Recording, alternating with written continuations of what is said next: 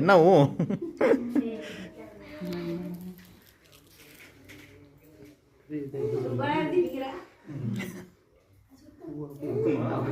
ஆமா சுத்தம் நினைக்கிறேன்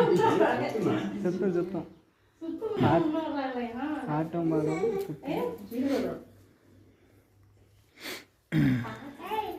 ஏய்யா எழுது